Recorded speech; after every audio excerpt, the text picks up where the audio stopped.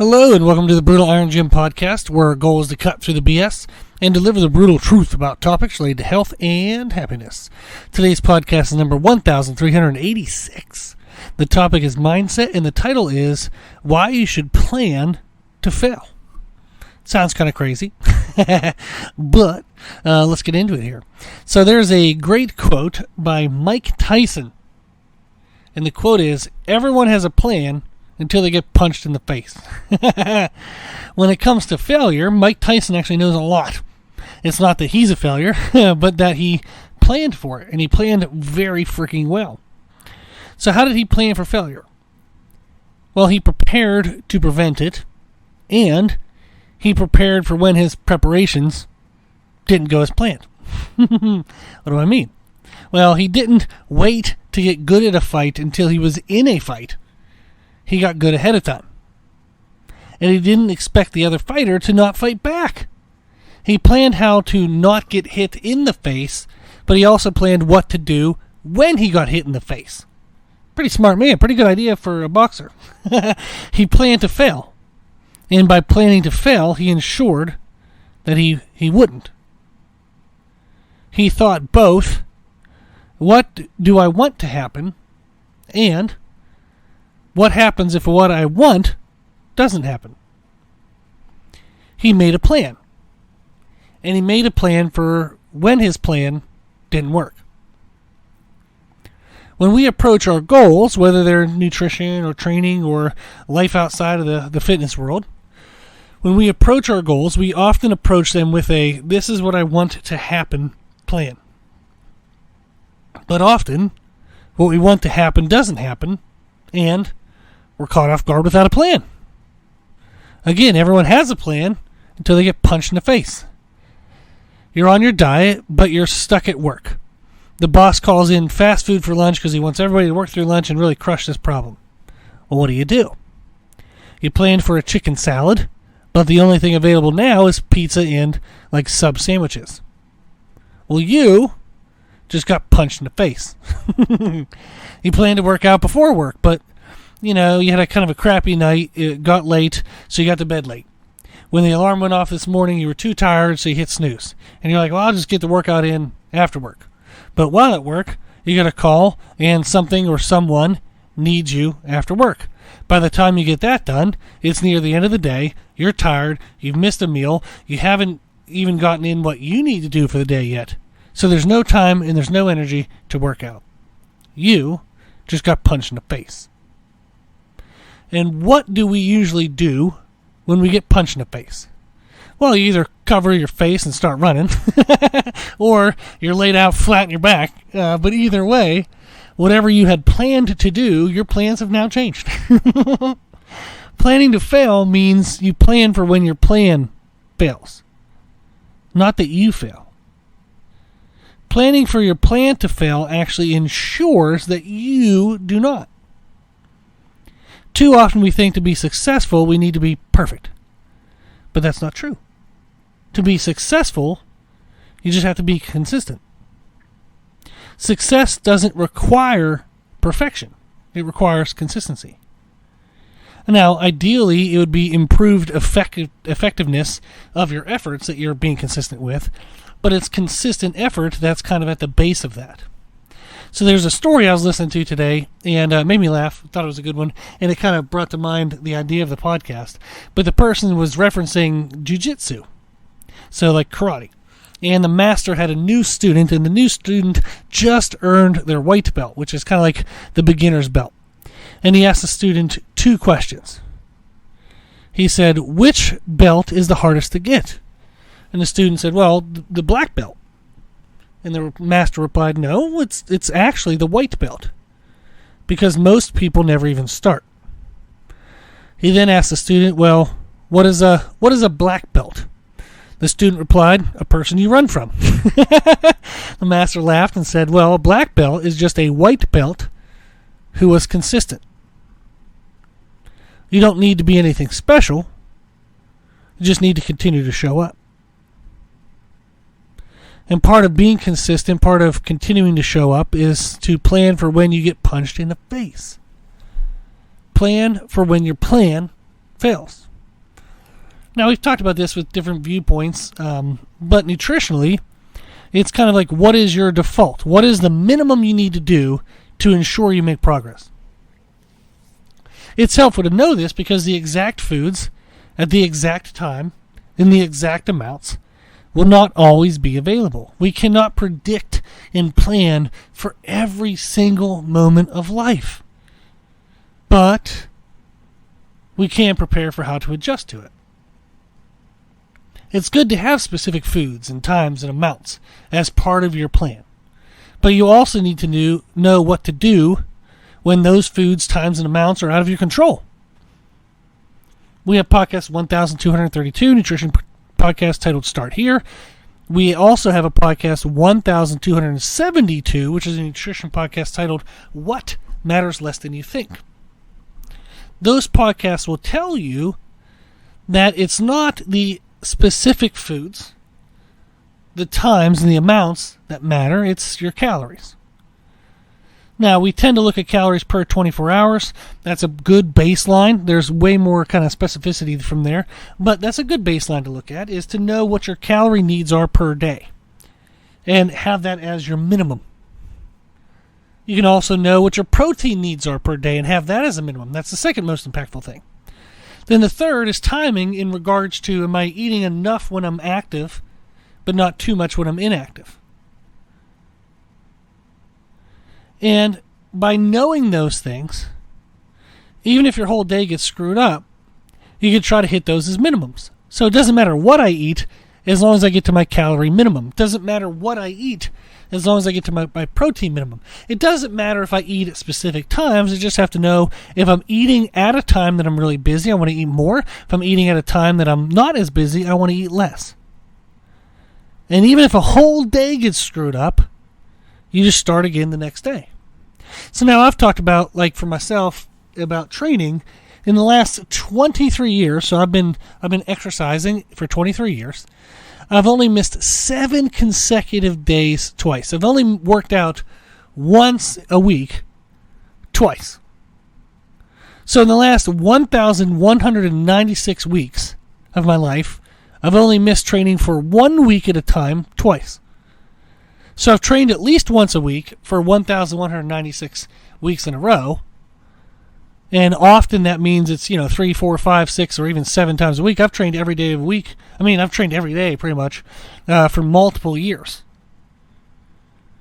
But at least once a week I've trained for 1,196 weeks. That's pretty damn consistent. Now that's allowed me to make a lot of progress. I've gained 120 pounds to my body mass, but I'm actually leaner now, even though I'm 120 pounds heavier. I've doubled my max effort squat, bench, and deadlift from when I was 18. So I've learned knowledge that has allowed me to firsthand help over 3,000 clients, 3,000 people, from beginners to professionals. And that's 3,000 people. I know their names. I've conversed with them on a personal level. That's direct clients. But I have missed workouts. I've had bad workouts. I've had shortened, rescheduled, modified, you name it, workouts. But I've been consistent. If I missed a day, I tried to do it the next day. And I've missed meals. I've had bad meals. I've had shortened, rescheduled, modified, you name it meals. But I've been consistent. If I missed a day, I did it the next day. I've learned how to get punched in the face, but to get back up. I've also learned that getting punched in the face is unavoidable. And it doesn't mean it's the end. Now, I've learned how to get punched in the face less often, and I've learned how to kind of soften the blows, so I've gotten stronger over the years, and I can take bigger and bigger hits and just keep fighting back. But you're going to get punched in the face. I've learned what matters most for my goals. I've learned to schedule into my schedule and make time within my schedule for what matters most to me. But I've also learned that success doesn't require perfection. I just have to keep showing up. If you've been in a fight and you've got punched in the face and your butt's on the canvas, you're not out yet. If you're listening to this podcast, it is not a TKO. You are still alive. You're still breathing. You can still get back up. and start fighting again. So it's good that we make a plan. But we also have to plan for when our plan fails. You want to know how to fight before you get into a fight.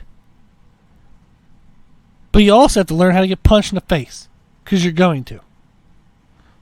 And you better learn fast, because you're actually already in one. You're already in a fight. Every day we fight against the urgencies of life, the crap of life, versus what we want our life to be. If you don't recognize it, you are in a fight now. Now maybe you're not fighting back. And you're like, well, that's just going to protect me. I can just, put my guard up, kind of coil in the corner. But life is going to keep punching you and punching you and punching you and punching you. And eventually it'll break through. So you can try to hide, quote unquote, from the fight, but it's going to find you and it's going to keep punching at you. So instead, it's good to learn how to fight, to build up an iron chin. You need to plan to get punched in the face. Know your calorie and protein needs. And no matter what life throws at you, you try to hit those marks. So I talked with a client recently. They have a family event coming up on a Saturday. And they're like, I know when I go off my plan, I tend not to eat protein-rich foods. So I'm going to get up in the morning. I'm going to have a protein shake with my breakfast, go about my day and do my early chores. But then before I go to that reunion, I'm going to have another protein shake. And then at the reunion, I'm going to make mental note to try to eat more meat products, more protein-based products. And then she said she's going to enter her data for the day before she goes to bed. So that way, if she's behind, she can do another protein shake before she goes to bed.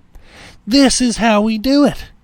You plan to get punched in the face. The family reunion is a punch in the face in more ways than nutritionally, usually. But a family reunion kind of throws a kink in the plan, right? So it's gonna change your normal daily schedule. It's gonna then change your normal foods. Plan for that. If you're out and about, so for example, another client of mine, they had to go help a family member in the middle of the day, and on their way there, they stopped at a fast food place to get 2 chicken sandwiches. They said that thankfully the family member wasn't in dire need for them to be there immediately. So although they felt guilty stopping to get sandwiches on the way over, they still did it. So I'm happy for them. But they found a way to still get food in. I've had other clients when they're traveling, they'll stop at a gas station. They'll get up, packages of cashews. Maybe they'll get a core power drink. If you stop at a place that has those kind of things, it's a high protein drink. But they plan for it. They plan for when their plan doesn't work. So if their plan is a consistent day, all of a sudden life unleashes on you and it's anything but consistent, they know what to do ahead of time. They know that the gas station has cashews and a core power drink. They know that they can stop at a fast food place and get a chicken sandwich in. They know they can do these things because it's not what they eat that matters. It's that they eat. They have to meet their calorie and protein needs. Hit your marks. There's no perfect punch, just whatever one works, right? If you ever notice, no one records what punch won a fight. It's just that the fight was won. You can throw any punch you need to win the fight. But in the moments you get knocked down, you have to learn to stand back up so that you can continue to throw punches. You have to put yourself in a position to win. So know your calorie and protein needs.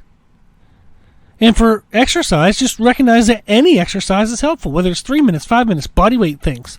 Whether it's like I've done almost like the equivalent of kettlebell swings with water jugs. My wife, we have a water jug dispenser, like a water dispenser in our home office. And the jugs come in, I don't even know how heavy they are, but they're pretty decent weight. So I've done like skier swings as part of a workout one day, trying to load the bottles up into a house because I had missed the gym that morning, and I was like, well, here's some weights, I'll just use these. So hey, what the hell, it counts, right? It got me winded, sadly enough, and it burned some things, sadly enough. It was a pretty good workout, actually. I don't really want to do it again because I was outside and it was hot as hell. But it was good. I felt good about myself that I got that in because it counted. It was something. I threw a punch. So get the best punches in when you can. Like get to the gym when you can. Eat the right foods when you can. But remember that any punch works. Just throw a punch. Just get yourself up off your butt in a position to fight back and throw a punch. That's it. So we need a plan, but we also need a plan for when our plan fails. You need to know what to do when you get punched in the face. That will help you be more successful because you can continue to show back up and be consistent. That's what success requires, is consistency, not perfection. Okay? Cool. Well, to learn more about the nutrition stuff, like we said, podcast 1232 is a nutrition podcast titled Start Here. Podcast 1272 is a nutrition podcast titled What Matters Less Than You Think. So that's helpful to know as well. Okay. Well, if you need anything, if there's anything I can help with, just reach out. Our email is brutalirongym@gmail.com. If you like today's podcast, or the podcast in general, please consider sharing the podcast. The more people we share it with, the more people can help. That's the whole point of the podcast, so thank you for those who do that. Thank you to the patrons of the podcast, people who financially support the podcast. The podcast is over $1,000 a year for hosting costs. I give an hour to it every single day. I love doing it, but I do appreciate the financial support of the patrons, so that way it costs the least amount of money for me to do, so thank you.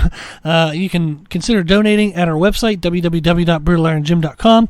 You can do a one-time donation, monthly donation, yearly donation. Anything is very, very, very much appreciated, and 100% goes directly to the cost of the podcast, so thank you. Also, if you like the information we share in our podcast, you can find more from us on our social media channels on Instagram, Facebook, Twitter, and YouTube under the name Brutal Iron Gym. If you have any questions, feedback, suggestions, anything you want to know, let us know at our email at brutalirongym@gmail.com. As always, I hope this was helpful, and thank you for listening.